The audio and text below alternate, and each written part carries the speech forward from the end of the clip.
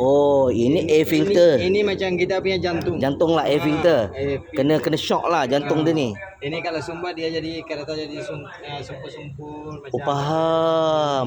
Kalau sumbat air filter ni, kita sudah sembut lah. Macam pesta pun jadi berat. Faham. Yang sana air filter, ini air filter. Air filter. Kita tengok air filter. Alright, cara buka dia untuk kereta Merc okey. Di situ dah ada lambang dia kat situ. Okey.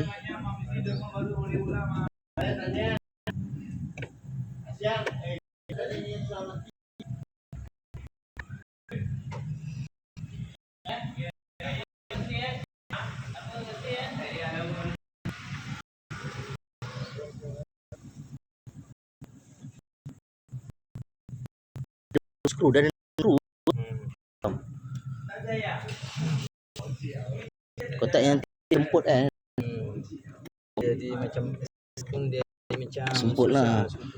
Start pun susah. Ha. Dia jadi lalu sumbat.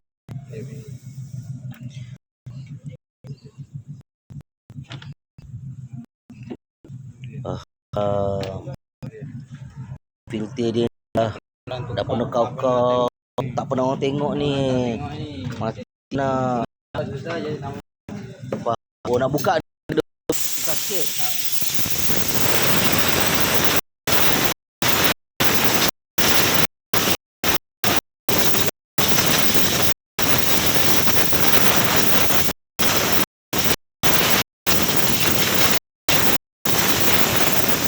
Gabung.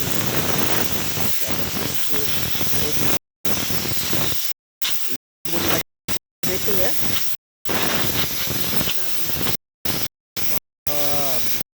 Tahu dia.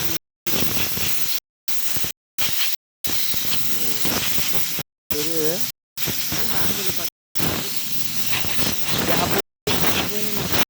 Kalau dia terlalu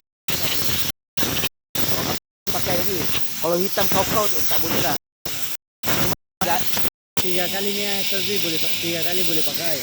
3 baru tu. Kalau hitam kali Boleh pakai lagi.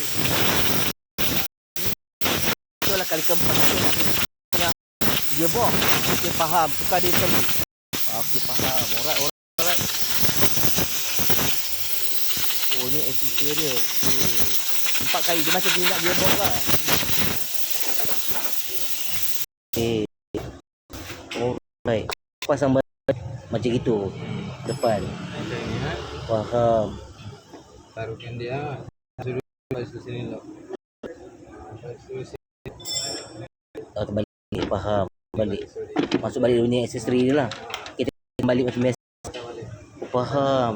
Waduh, dia juga. Okay, terbaik.